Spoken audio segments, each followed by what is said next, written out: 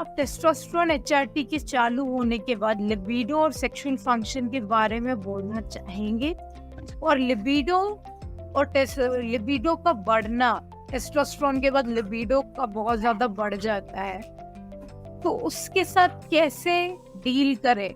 ये major issue आती है बिकॉज ये चीज़ एक्चुअली हिट करती है नॉट ओनली ट्रांस मेन या ट्रांस पुरुषों में, इवन अदरवाइज सिसजेंडर विमेन में भी, सिसजेंडर महिलाओं में भी जो लिबिडो है वो टेस्टोस्टेरोन की तरफ से आता है, ईस्ट्रोजन की तरफ से नहीं आता। हर महिला में भी टेस्टोस्टेरोन है और लिबिडो उससे बनता है। ट्रांसजेंडर पुरुषों में हम बस वो टेस्टोस्टेरोन बढ़ा रहे हैं। तो इसके हैंडल करने के क्या क्या तरीके हैं?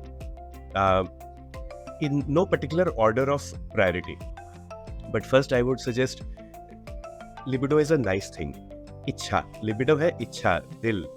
तो यदि किसी चीज का दिल कर रहा है, अगर आप उसको दबाएंगे वो भी तामसिक है, उसको ना दबाएं, आउटलेट ढूंढ लें। सबसे सेफ रहेगा अगर आप अनमैरिड हैं, अनअटैच्ड हैं, तो आप अकेले वो आउटलेट ढूंढ लें।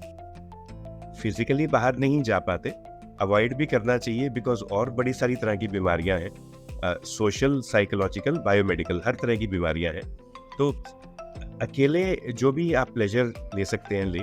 Do not hesitate in finding support from online media, चाहे वो विजुअल हो पिक्चर के तौर पे, चाहे ऑडियो।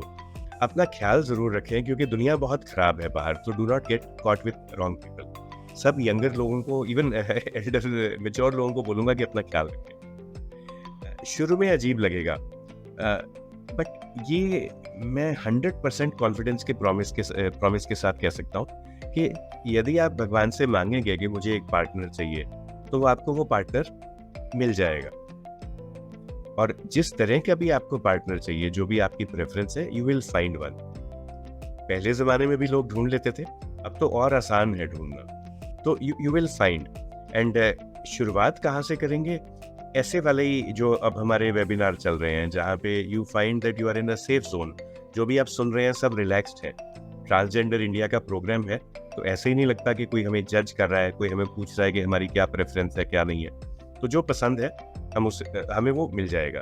और यदि आपको एक फेथफुल पार्टनर या अटैच्ड पर्सन मिल जाता है, तो फिर लाइफ इजी हो जाती है। अगर आप बिल्कुल भी नहीं हैंडल कर पाते, लिबिडो इतना बढ़ गया कि आप काम ही नहीं कर पा रहे, तो फिर आप डॉक्टर को रिक्वेस्ट करें कि टेस्टोस्टेरोन की डोज कम कर दें। इसमें मैं क्या करता हूँ अपनी प्रैक्टिस में, मैं बताता हूँ। हमारी किताबें लिखती हैं कि सीधा इंजेक्शन दो टेस्टोस्टेरोन का, मगर जो इंजेक्शन है वो ऐसे आते हैं कि 2 हफ्ते में एक बार दें, या महीने में एक बार, या 3 महीने में एक बार। अब मान लो मैंने 2 हफ्ते या 1 महीने वाला इंजेक्शन दे दिया किसी को पहली बार, और वो जो ट्रांसजेंडर व्यक्ति है, लड़का होगा ज्यादातर, मतलब पुरुष नहीं होगा, he will be a young man, 20, 25, 30, वो मतलब रियली परेशान हो जाएगा।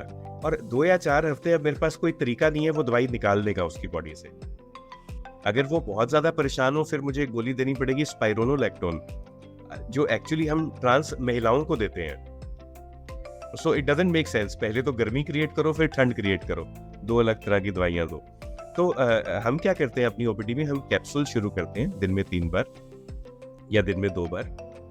कैप्सूल का 6 घंटे या 12 घंटे असर रहता है।